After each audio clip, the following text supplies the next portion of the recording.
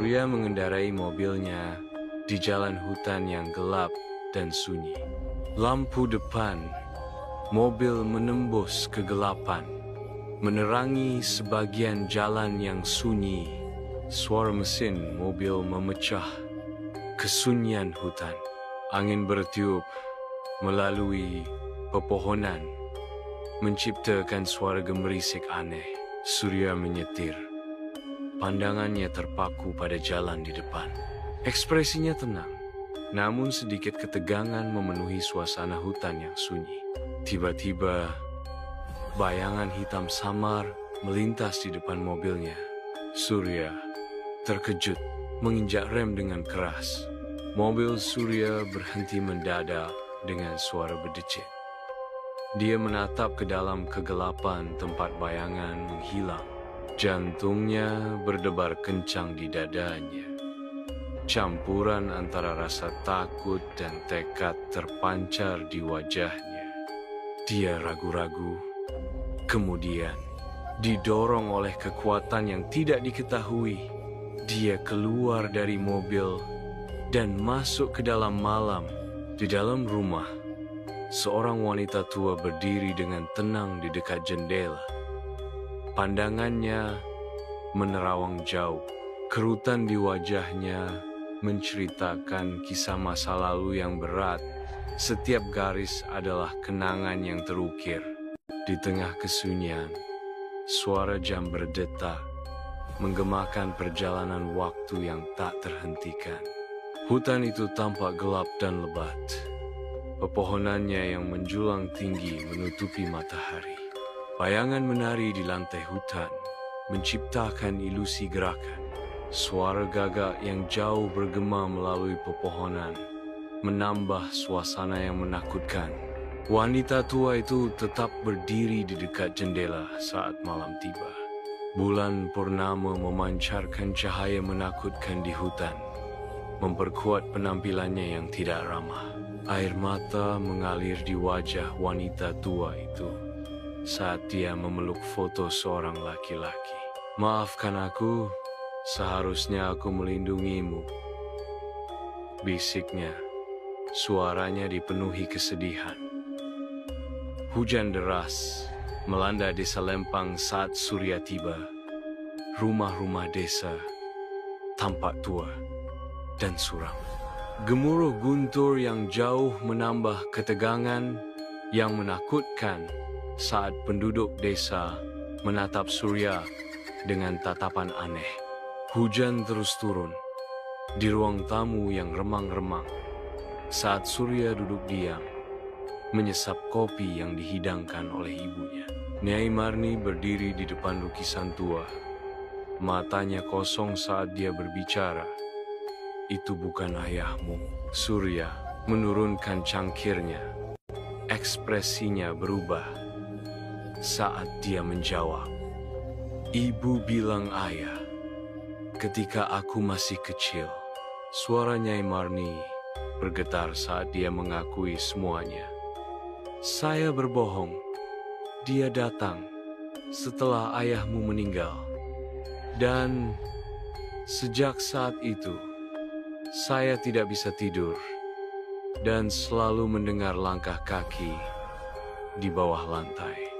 Keesokan harinya, Surya dan para pekerja menggali tanah di belakang rumah untuk membuat sebuah sumur. Udara terasa berat dengan bau busuk yang tercium. Sekop itu mengenai sesuatu yang keras 3 meter di bawah tanah.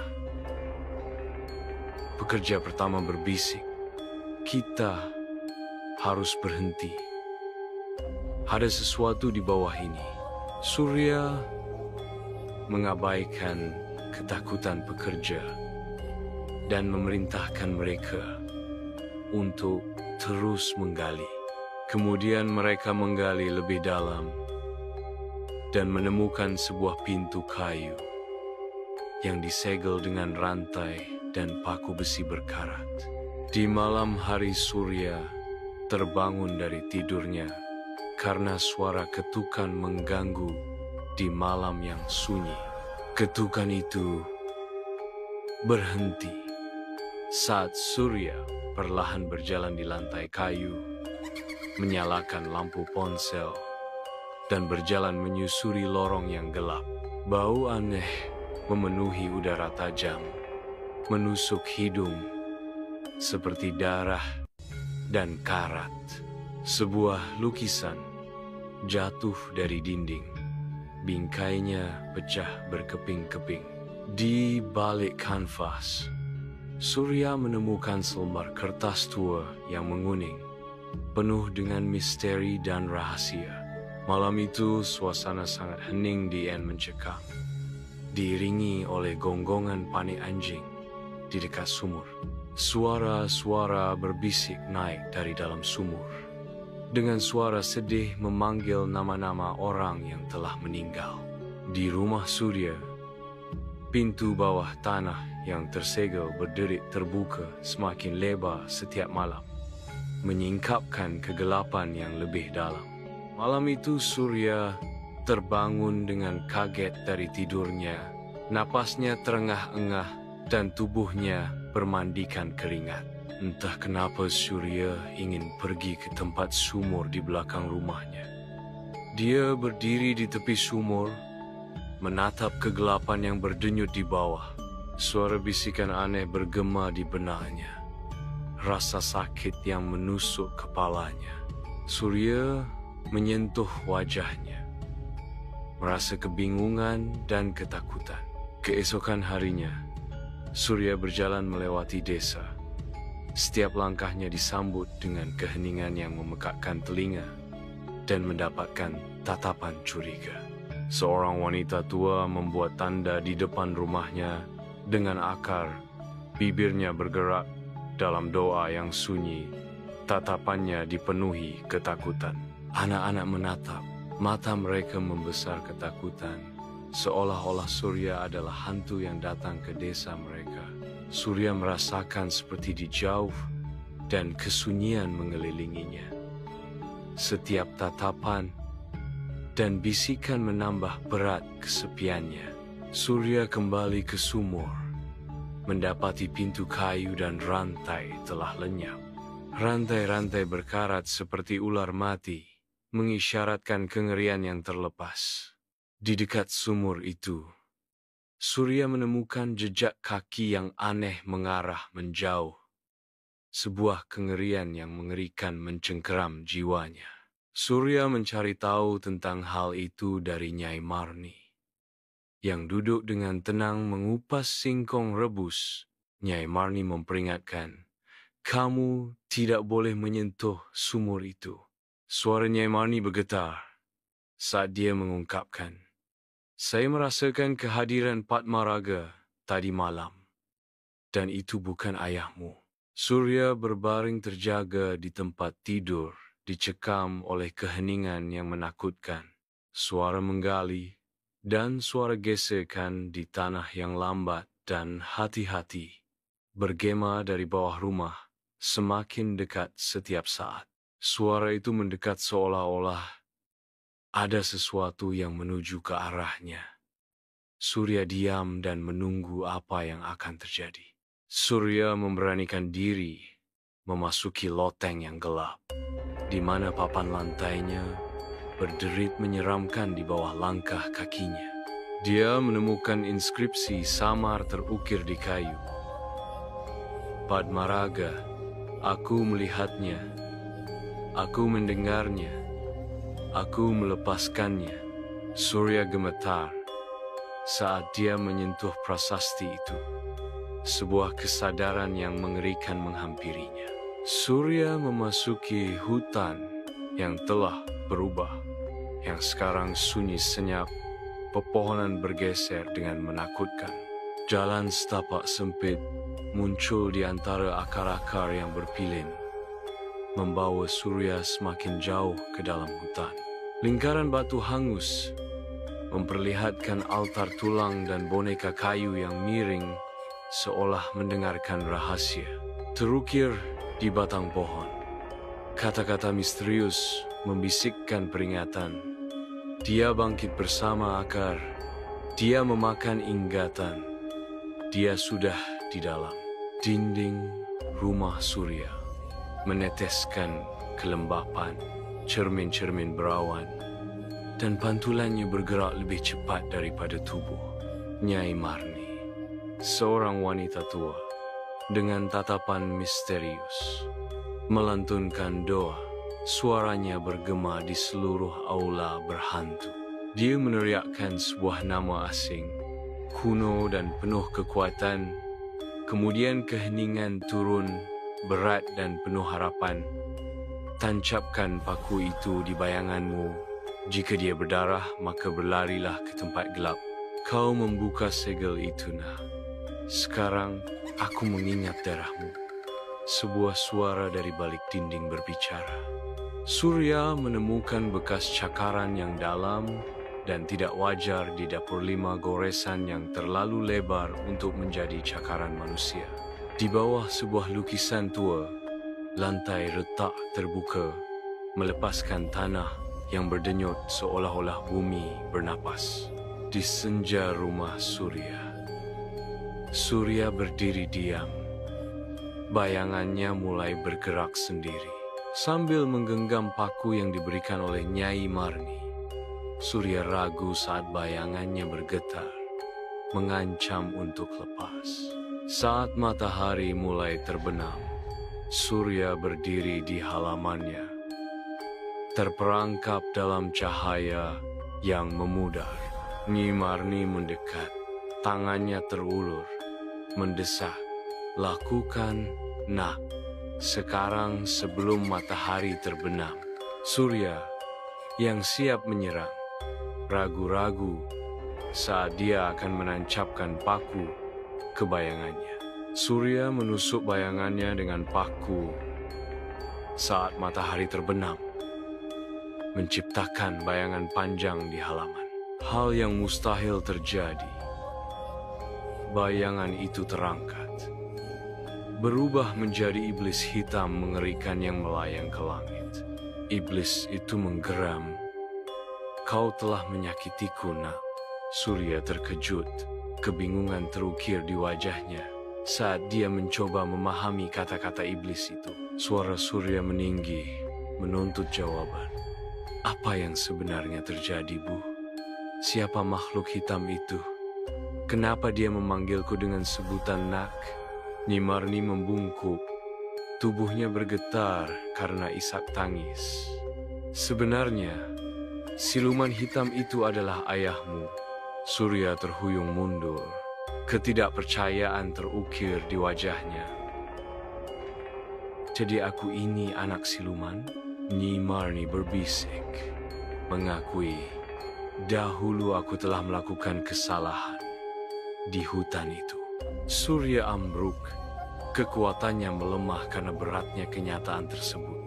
Nyai Marni duduk diam di kursi goyangnya, diselimuti bayangan. Suaranya bergema lembut dalam kegelapan. "Aku akan menceritakan semuanya, nak." Nyai Marni, muda, berjalan melalui hutan lebat. Sinar matahari menembus pepohonan, menciptakan suasana damai. Dia menemukan tempat yang indah dengan air terjun kecil dan bunga-bunga berwarna-warni muncul dari kedalaman gua yang gelap. Sesosok iblis hitam besar tampak. Matanya menyala dengan cahaya merah yang garam. Suara iblis bergema di seluruh gua. "Apa tujuanmu masuk ke tempat ini?" Nyai Marni muda mendekati iblis hitam besar, dikelilingi oleh aroma tanah lembab dan rahasia kuno yang kuat. Nyai Marni muda menjawab. Suaranya bernada menantang. "Aku hanya berjalan-jalan. Siapa engkau?" Nyai Marni muda berbicara. Suaranya bergema dalam keheningan. "Di sini aku tidak punya teman. Aku kesepian." Iblis pun tersenyum jahat. Di hutan yang sunyi, Nyai Marni muda berjalan dengan tatapan kosong. menahan rasa sakit di perutnya. Suara-suara aneh dan bayangan menari mengelilinginya. Hutan menjadi saksi bisu atas apa yang telah terjadi. Nyai Marni, pucat, berdiri di tepi tebing. Keputusasaan terukir di wajahnya. Angin menderu di sekitar Nyai Marni saat dia bersiap untuk melompat ke jurang.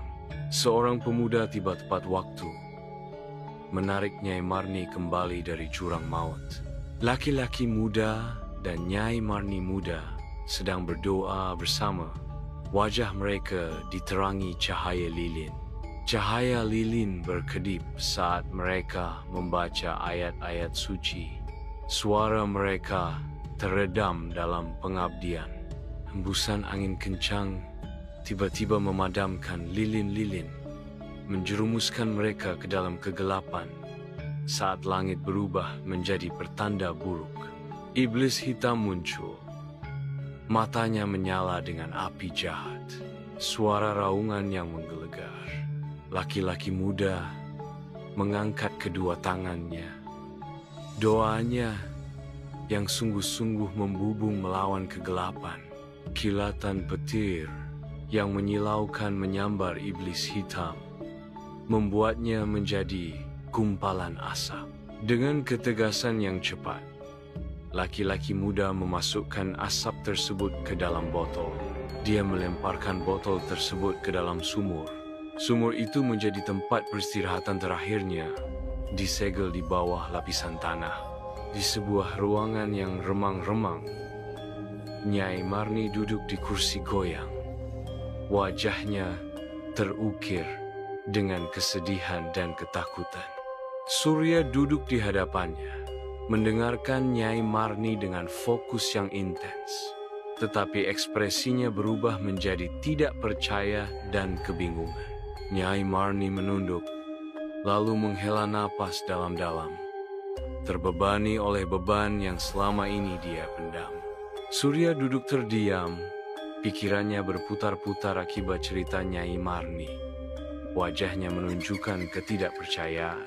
Surya akhirnya memecah kesunyian. Suaranya nyaris berbisik. "Sekarang apa yang harus kita lakukan, Bu?" Suara Nyai Marni bergetar saat dia berkata, "Jangan biarkan dia kembali, Nak.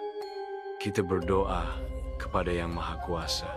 Nyai Marni dan Surya ditemani oleh penduduk desa yang khawatir, mendekati rumah sesepuh desa.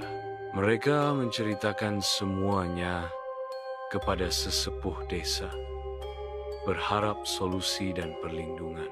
Di lapangan desa, sesepuh berdiri, dikelilingi oleh penduduk desa yang tenggelam dalam doa yang tulus. Obor berkedip-kedip, menciptakan bayangan menari yang mengerikan di wajah para warga desa. Doa sesepuh bergema, permohonan untuk perlindungan kepada Yang Maha Kuasa dari kejahatan dan kegelapan yang mendekat. Di atas langit, bintang-bintang berkilauan, seolah meminjamkan kekuatan kepada mereka atas doa dan permohonan warga desa. Desa terbangun di bawah terik matahari saat penduduk desa berangkat ke sawah. Nyai Marni duduk di luar rumahnya. Wajahnya yang menua terukir dengan harapan yang tak kunjung padam. Surya mencuci mobil di halaman Nyai Marni. Gerakannya penuh semangat muda. Surya berpamitan kepada Nyai Marni, mempersiapkan diri untuk perjalanan kembali ke kota. "Ibu, saya berangkat sekarang. Jaga diri baik-baik ya." Nyai Marni menanggapi dengan hangat dan penuh perhatian. "Iya, Nah. Kamu juga hati-hati ya." Surya masuk ke mobilnya. Mesinnya menyala. Nyai Marni menghela napas, lalu berbalik ke arah rumah. Siluet tubuhnya tampak di ambang pintu. Nyai Marni bersiap untuk tidur, tidak menyadari badai yang akan datang. Angin kencang menerjang, diikuti hujan lebat dan kilatan petir. Merobek malam. Nyai Marni terbangun dengan kaget, matanya terbelalak karena ketakutan dan kecemasan. Perasaan macam apa ini? Mengapa suasananya seperti ini? Di tempat lain lampu-lampu kota tampak kabur di kaca depan mobil Surya. Saat dia berkendara pulang, kelelahan terukir di wajahnya. Bayangan hitam yang tiba-tiba mengejutkan Surya. Dia menginjak rem. Surya kesulitan bernapas. Tangannya menggenggam erat setir mobil. Suara Surya bergetar. Apa itu tadi? Dia melihat sekeliling, mencoba memahami. Perasaan ngeri menghampirinya. Surya tiba di rumahnya. Suasananya sunyi di bawah selubung malam. Sebuah bayangan hitam yang menyeramkan berkedip di jendela, lalu menghilang, meninggalkan Surya dalam keheningan yang mengerikan. Surya tertegun membeku. Jantungnya berdebar kencang di dadanya saat angin berbisik melalui pepohonan. Setelah sekian lama, Surya kembali ke rumah Nyai Marni. Dengan ragu dan tidak sabar, Surya mengetuk-mengetuk pintu. Nyai Marni membuka pintu. Wajahnya yang menua dan mata tajamnya menyambut Surya. "Kamu akhirnya kembali, nak," kata Nyai Marni. Surya pun bergegas masuk ke dalam rumah Nyai Marni.